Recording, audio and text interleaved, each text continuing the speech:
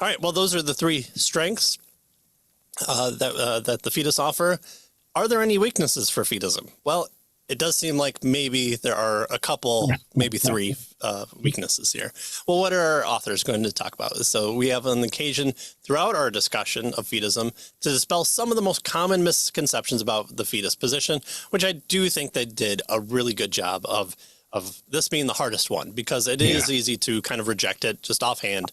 But there have been people within church history and even today that bring the rigor of it. And as we said, it's more than just believe man type appeal here.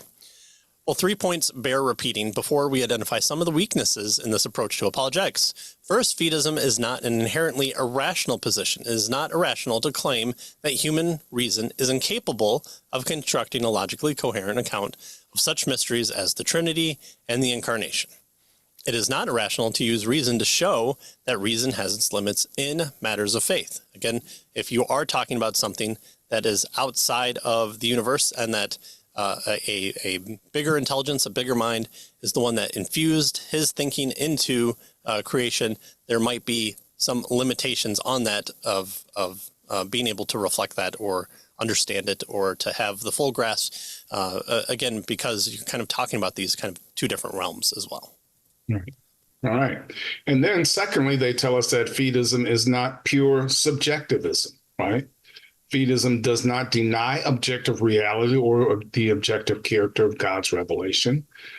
They argue that the objective dimension of revelation must be united with the subjective dimension of the work of the Spirit within us, if that revelation is to be seen for what it is. And so it's not pure subjectivism. It's not just, all inside of me and that's right. What's going on. No, there is an objective dimension. Obviously, God is objectively exists independent and outside of me.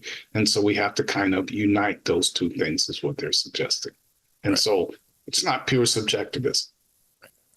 One third, and again, I think this lends to the strength of Bow and Bowman giving a fair shake is even before they're going to do their negative, they're bolstering up to say don't just reject it right offhand.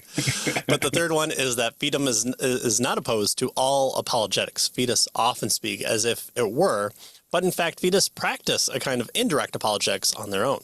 Apologetics can be defined as the practice of giving reasoned answers to questions people ask about the truth of Christianity. And if you ask a fideist why do you believe? Why should I believe? They're not going to button up and throw away the key type deal. They are going to give you an answer. It might not be, taking the form of the syllogism that you want, but they're going to give an answer.